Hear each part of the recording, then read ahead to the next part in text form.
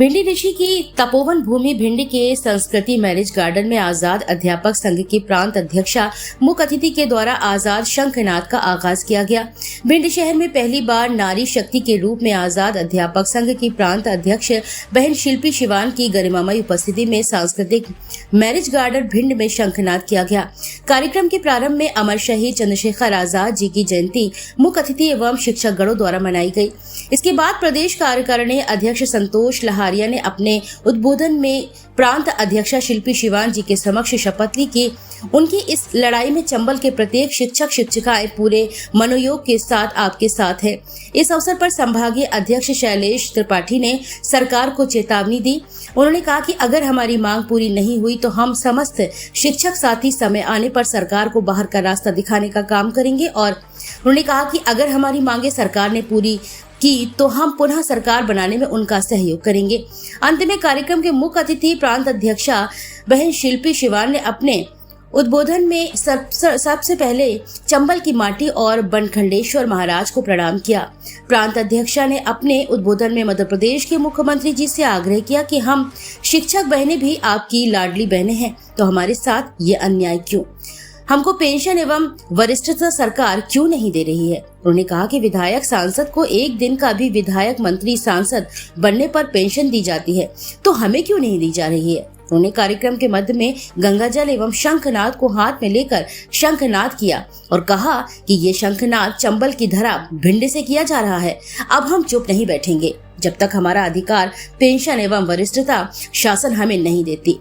उन्होंने कहा कि हमें कुछ साथियों के माध्यम से खबर मिली है कि मध्य प्रदेश के मुख्यमंत्री शिक्षक जन की महापंचायत भोपाल बुला रहे हैं, जिसमें हमारे हक की कोई योजना नहीं बनाई गई है, इसलिए हम इस महापंचायत के खिलाफ है।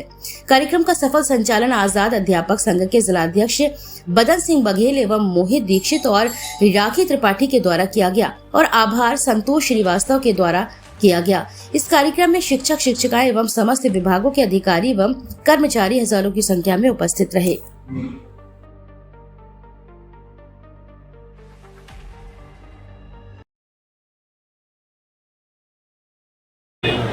हल दिखाई नहीं दे रहा है और जैसा समझ में आया या सुनने में मिला है कि कोई पैकेज जैसी बात जो है वो निकलकर हम लोगों के समक्ष आ रही है, तो मैं यहाँ इस मंच के माध्यम से माननीय मुख्यमंत्री जी को ये चेताना चाहती हूँ कि मैं वही शिल्पी शिवान हूँ जो अगर एक बार किसी चीज़ के लिए दृढ़ संकल्प हो जाती है तो वह अपनी बात से अड़िग नहीं होती है।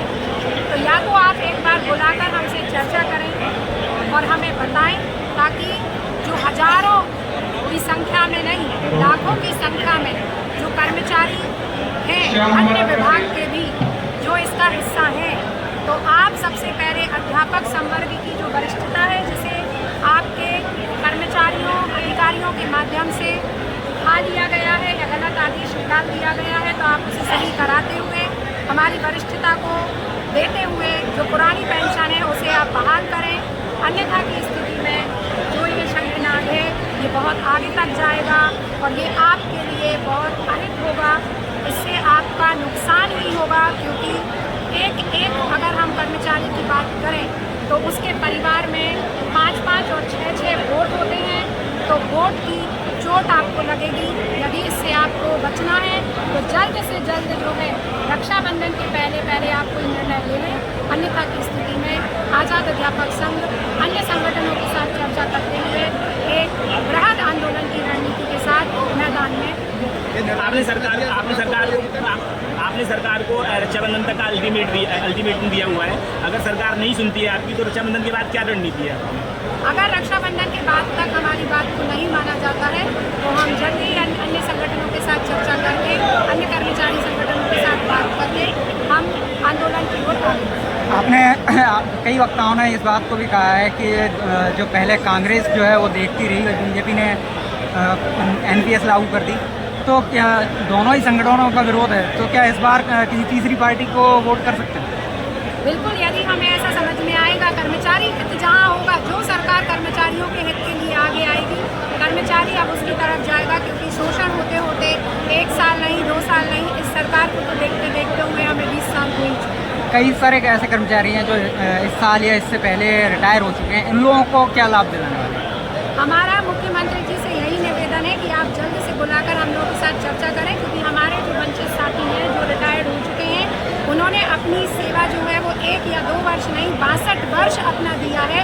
और 200 और 500 600 रुपये में आज अगर हम जाते हैं तो गैस का सिलेंडर भी नहीं आता।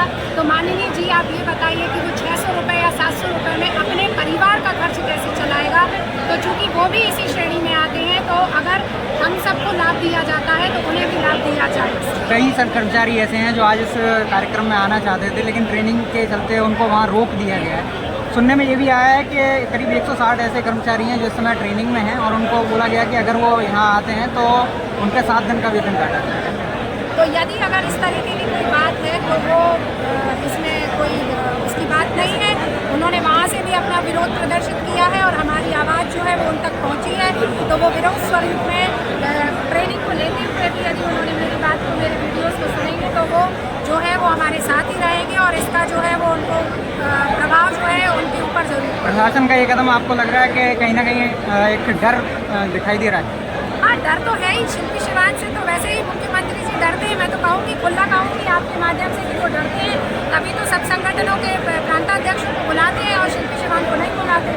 तो क्यों नहीं बुलाते शिल्पी शिवान को? उनसे क्यों नहीं बात करते? 5 साल हुए हैं आज मैंने कितने आग्रह किए, कितने पत्र लिखे हैं, कितने उनको मेल किए हैं कि भाई साहब बुलाइए। और कोई इतनी बड़ी मैंने ऐसी कोई गलती नहीं की। और आंदोलन तो उन्होंने भी किए हैं।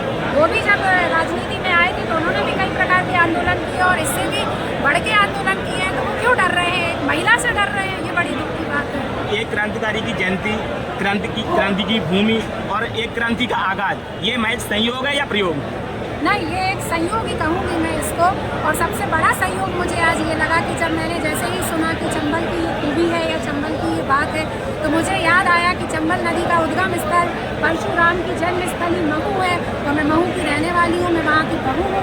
और यदि वहाँ सहज और सरल रूप में चंबल रहती है और यहाँ आके अगर वो एक विकराल रूप लेती है, एक कर्म वीरों की भूमि बन जाती है, ये चंबल नदी का पानी पीने के बाद अगर होता है तो मैंने खुद महसूस किया है। तो ये एक संयोग है।